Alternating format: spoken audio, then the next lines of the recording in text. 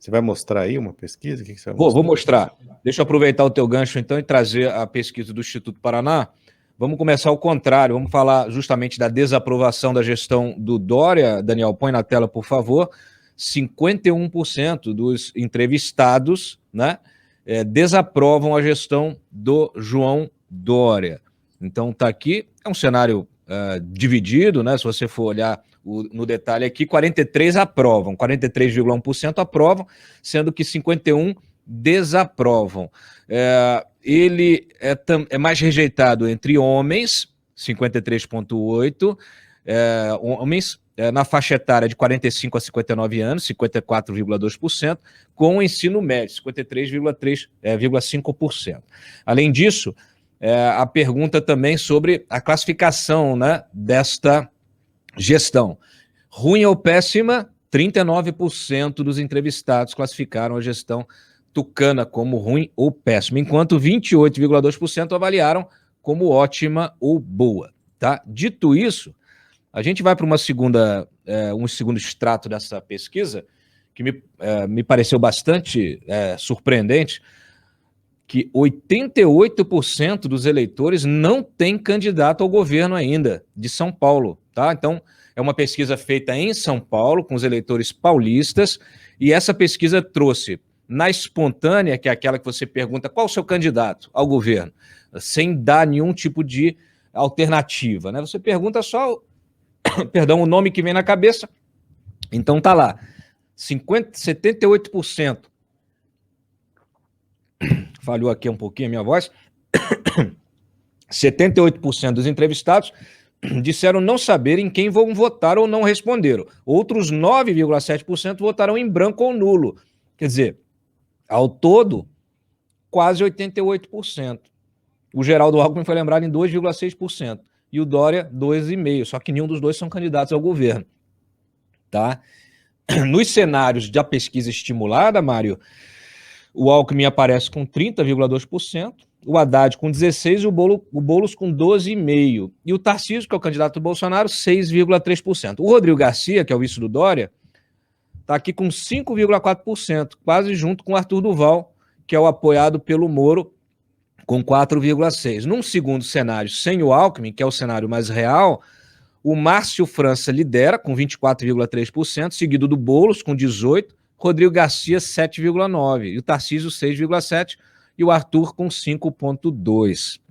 Soma-se a essa pesquisa o eleitor anti-PT.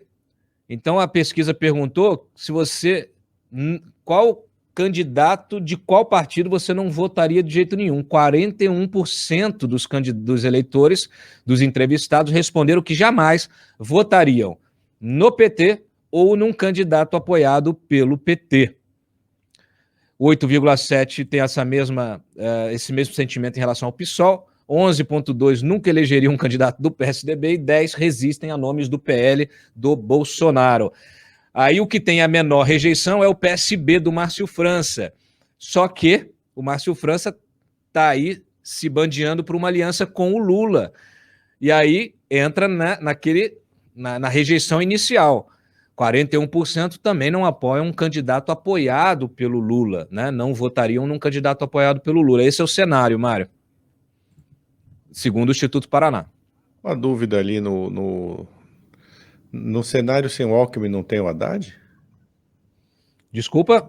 No cenário sem o Alckmin não tem o Haddad? No cenário sem o Alckmin... também não tem o Haddad. Esse cenário não trouxe o Haddad como candidato. Trouxe o Márcio França como candidato, porque pela aliança ou é um ou é outro, né? Ou o Márcio França vem ou o Haddad. Talvez seja o caso de colocar ali, né? Sem Alckmin, sem Haddad, né? Sem Haddad. Sem Alckmin, sem Haddad, exatamente. Se puder corrigir isso aí, seria bom. O Alckmin, um dos pretextos para o Alckmin estar pensando seriamente em serviço do Lula é que ele acha que ele não pode, pela primeira vez ele enfrentaria uma eleição sem a máquina do lado dele, né? A máquina do governo. Então, mas essa pesquisa mostra que ele parte de um patamar muito alto, né? 30% e tal. Então, não sei se esse medo é tão justificável, embora eu ache que, apesar da desaprovação ao Dória ser enorme, ele pode ser impulsionado ainda pelo antipetismo em São Paulo, o candidato dele, né, eu digo ao governo, Rodrigo Garcia, vai contar com a máquina e o antipetismo. Agora, o antipetismo já não é uma carta com a qual o Geraldo Alckmin possa contar, né? O Lula tirou essa carta dele, ele se deixou tomar, né? Deixou que essa carta fosse tomada dele. Então, o Alckmin nesse momento ele só perdeu, né? Assim como personagem provido de alguma autonomia. Eu acho que ele acabou colando o destino dele ao Lula de uma maneira inelutável, o que certamente frustrou, decepcionou e irritou uma grande quantidade de eleitores que votariam no Alckmin com alguma convicção. Esses eleitores eu acho que agora deixaram de confiar no Alckmin. Então, eu não estou vendo mais outro caminho para o Alckmin a não ser mesmo o vice do Lula, né? Porque ele perdeu essa carta do antipetismo em São Paulo, que é um desperdício de cacife eleitoral. Compensação ganhou vários amigos do Prerrogativas. Em compensação, ganhou vários amigos do Prerrogativas. Agora, o que é interessante, né? Porque imagina o Alckmin indo para o governo de São Paulo, ele perdeu os votos que ele tinha entre os antipetistas e certamente não ganhará os votos dos petistas, né? Porque eu não vejo petista votando em tucano, Alckmin, desse jeito. Porque é isso, né? Todo tucano tem um pouquinho de alma petista, né? Mas mas os petistas nenhum tem um pouquinho de alma tucana. É tudo não existe. É verdade. A recíproca não é verdadeira. Nem da parte do mais tucano dos petistas, como o Lula gosta de chamar, o Haddad, né? Imagina, o Haddad tem uma distração stalinista, inclusive, né? É, aquele ali Eles não têm gosta. alma, na verdade. Petista não tem alma, pô. Petista não tem alma, né? Não tem alma. Então, Ô, Mário, diga. você se surpreendeu com esse índice aqui, olha. quase 88% não tem candidato. Quer dizer, na espontânea, normalmente você pergunta para o sujeito já tem lá um candidato para o governo, para a presidência e tal. Às vezes não é muito, às vezes é 10%, né, 15%, mas 88%, os paulistas... Olha, se esse número é correto, de fato eu acho espantoso. Eu não me lembro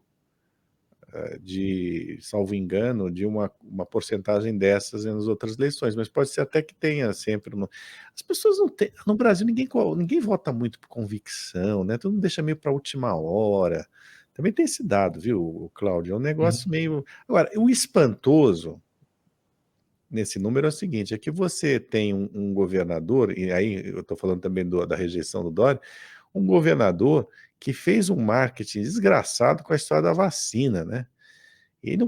O Dória esteve no palco ao longo de 2020 e em boa parte de 2021 como o sujeito antítese do Bolsonaro, vendendo que estava do lado da ciência, né? A vacina do Butantan, e era jornal, telejornal, e era um monte todo dia fazendo coletivas, né? No Palácio dos Bandeirantes, tudo arrumadinho, tudo bonitinho. E com uma rejeição dessa, com uma quantidade dessa de gente que não tem candidato ao governo do estado de São Paulo, o que me faz pensar que também, para além de um certo cansaço dos brasileiros, uma certa leniência dos brasileiros com o seu próprio voto, né, e com a política e com o seu voto, eles também estão cansados, no caso de São Paulo, do excesso de marketing, né?